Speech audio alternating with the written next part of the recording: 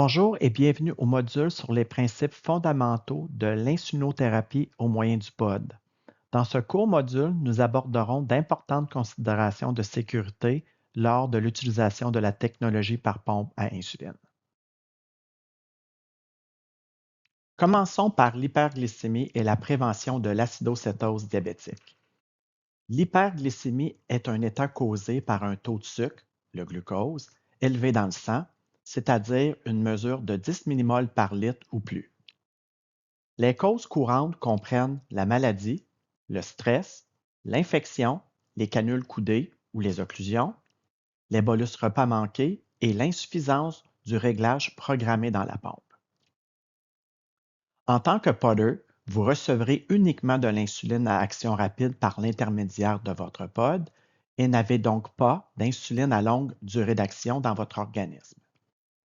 Si une occlusion ou une autre interruption de la perfusion d'insuline survient, votre glycémie peut augmenter rapidement. N'ignorez pas les signes et les symptômes d'hyperglycémie. Que devrez-vous faire si vous souffrez d'hyperglycémie prolongée? Tout d'abord, vérifiez les réglages de votre système. La glycémie élevée pourrait-elle être liée à votre dernier bolus si le bolus était trop faible? Vous êtes-vous administré un bolus de correction? Deuxième point, vérifiez votre historique des alarmes. Par exemple, avez-vous ignoré une alarme, POD périmé, indiquant que vous ne recevez plus d'insuline? Vérifiez aussi votre point de perfusion ou votre insuline. La canule pourrait-elle être coudée ou être sortie de votre peau? Y a-t-il une rougeur, un écoulement ou d'autres signes d'infection autour de la canule? Le pansement adhésif se détache-t-il? L'insuline fuit-elle du point de perfusion? L'insuline a-t-elle été exposée à des températures extrêmes? Dans de nombreux cas, si vous répondez oui à ces vérifications sur le point de perfusion, changez votre pod et ou votre insuline. Si vous soupçonnez une infection, appelez votre professionnel de la santé. Votre équipe soignante vous aura probablement appris quand et pourquoi vérifier vos cétones. Si vous présentez des symptômes d'hyperglycémie, vous devez d'abord vérifier votre glycémie au moyen d'un glucomètre ou d'une piqûre au doigt. Si votre glycémie est de 13,9 mmol par litre ou plus, vérifiez s'il y a des cétones dans l'urine ou le sang et consultez le tableau à l'écran pour connaître la marche à suivre. Ce protocole se trouve également à la page 83 du guide de l'utilisateur d'Omnipod 5 que vous recevrez dans votre colis. Votre équipe soignante vous aura probablement appris à gérer les jours de maladie. Quelques éléments à prendre en considération si vous avez un rhume, une gastroentérite ou une autre infection mineure. Vérifiez plus souvent votre glycémie, toutes les 2 à 4 heures ou au moins 4 fois par jour.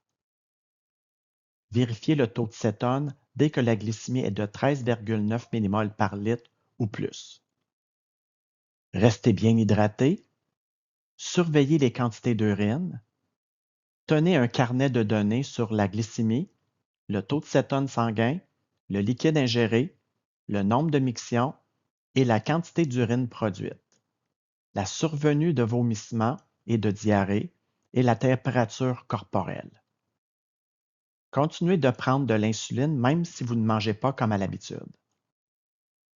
Appelez votre professionnel de la santé ou allez immédiatement au service d'urgence si vous éprouvez les symptômes suivants: nausées persistantes ou vomissements, diarrhée de plus de 2 heures, difficultés respiratoires ou douleurs intenses à l'estomac, comportement inhabituel, par exemple, confusion, troubles d'élocution, vision double, incapacité à bouger, mouvements brusques. Glycémie élevée persistante ou présence de cétone après un traitement à l'aide d'insuline supplémentaire et l'ingestion de liquide. Faible glycémie persistante qui ne monte pas malgré la diminution de l'insuline et l'ingestion de liquides contenant du sucre. Fièvre supérieure à 38 degrés Celsius. Il est important de tenir également compte de l'hypoglycémie lors de l'utilisation d'une pompe à insuline ou d'un pod pour votre traitement. L'hypoglycémie peut se produire même lorsqu'une pompe, un pod, fonctionne correctement. N'ignorez jamais les signes d'hypoglycémie, si discrets soient-ils. Gardez toujours des glucides à action rapide avec vous. Exemple, comprimés de glucose, bonbons durs, jus ou soda. Conservez une trousse de glucagon avec vos fournitures d'urgence.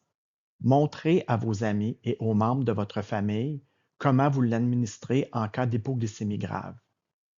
Vérifiez régulièrement la date d'expiration de votre trousse de glucagon.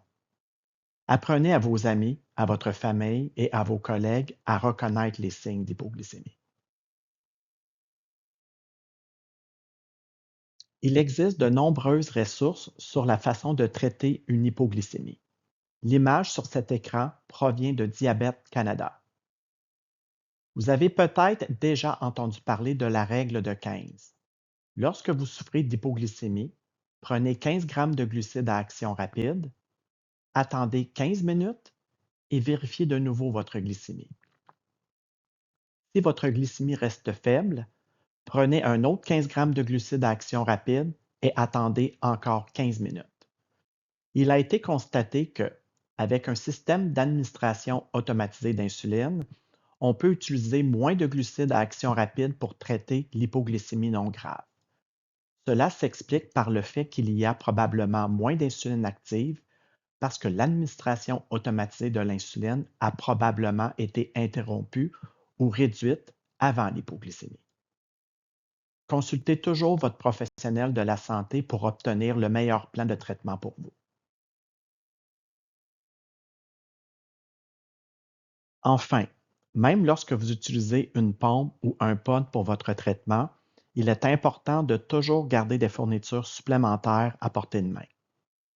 Ces fournitures sont notamment des pods supplémentaires dans leur emballage intact, un flacon d'insuline U100 à action rapide, des seringues ou stylos de secours, lecteur de glycémie, bandelette de dosage de la glycémie, lancette autopiqueur, capteur Dexcom G6 ou G7, des bandelettes de dosage des corps cétoniques, des comprimés de glucose ou une autre source de glucides à action rapide, des tampons alcoolisés, trousse de glucagon et instructions écrites pour vous faire une injection si vous êtes inconscient, les directives de votre professionnel de la santé concernant la quantité d'insuline à injecter si la perfusion du pod est interrompue, une lettre signée de votre professionnel de la santé expliquant que vous devez transporter des fournitures d'insuline et le système Omnipod 5, les numéros de téléphone pour joindre votre professionnel de la santé,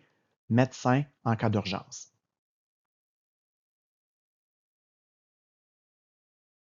Voilà qui conclut votre premier module de formation préalable pour Omnipod 5. Veuillez passer au module suivant.